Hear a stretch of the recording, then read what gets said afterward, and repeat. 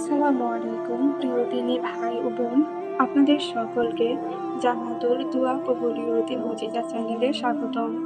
জীবনে উত্থান পতন সবটাই থাকে, কখনো হাসি খুশিতে ভরা, আবার কখনো দুঃখ কষ্টে ভরা।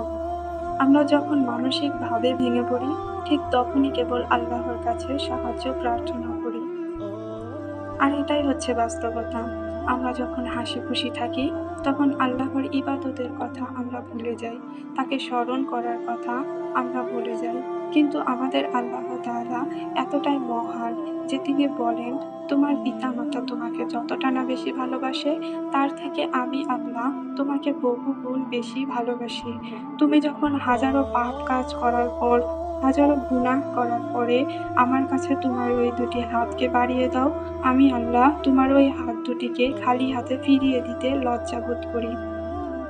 তোমার চোখ দিয়ে যখন অশ্রু ঝরে, আমি আল্লাহ তা সহ্য করতে পারি না। তাই তুমি যা চাও নিশ্চিত থাকো তুমি তা পাবে।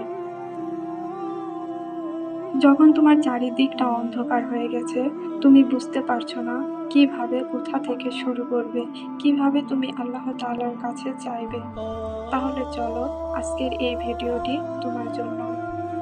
যেভাবে চাইলে আল্লাহ তাআলা ফিরিয়ে দিতে লজ্জা বোধ করে এবং অতি সহজেই নরম হয়ে যায়, আর তোমার প্রতিটা চাওয়া কবুল করে নেয়।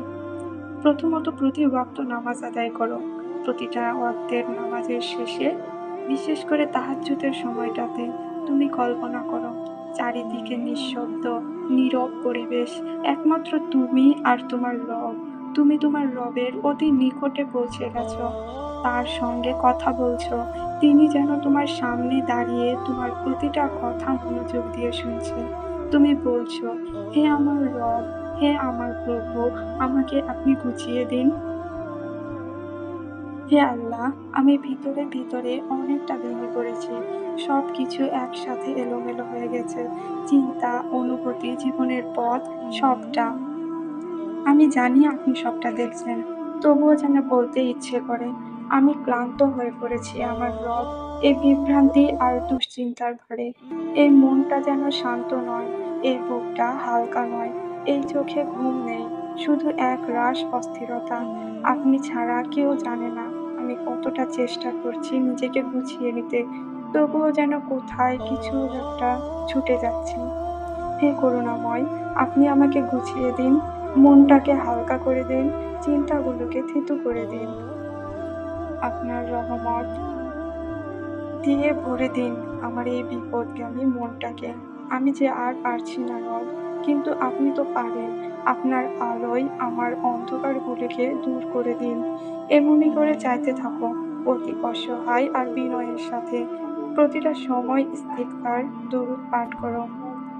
আমরা হযরত আদম আলাইহিসসালাম এর সন্তান। আমাদের ভুল করা, গুনাহ করা স্বাভাবিক। তবে ভুলগুলো বুঝতে পেরে আল্লাহর কাছে তওবা করে তার দিকে ফিরে আসা, এ যে এক বিশাল রহমত। ইস্তেগফার করার ফলে প্রতিটা দোয়া অতি দ্রুত কবুল হয়। আর তাই প্রতিটা সময় ইস্তেগফার পাঠ করতে থাকো। আর আমাদের করা দোয়া আল্লাহর রাস্তায় পৌঁছানোর পথে এক পর্দার আড়ালে আল্লাহ তাআলার কাছে পৌঁছায় না। তাই দরুদ হচ্ছে সেই একটা পর্দাকে ভেদ করার মাধ্যম, যার মাধ্যমে প্রতিটা কথা আল্লাহ তাআলার কাছে পৌঁছাতে সাহায্য করে। তাই প্রতিটা সময় দরুদ, ইস্তেগফার সব সময় পড়তে থাকো। শুধুমাত্র নিজের দোয়া কবুলের উদ্দেশ্যে নয়, নিজেকে গুনাহ থেকে মুক্ত করতে এবং তোমার পরকালের জন্য।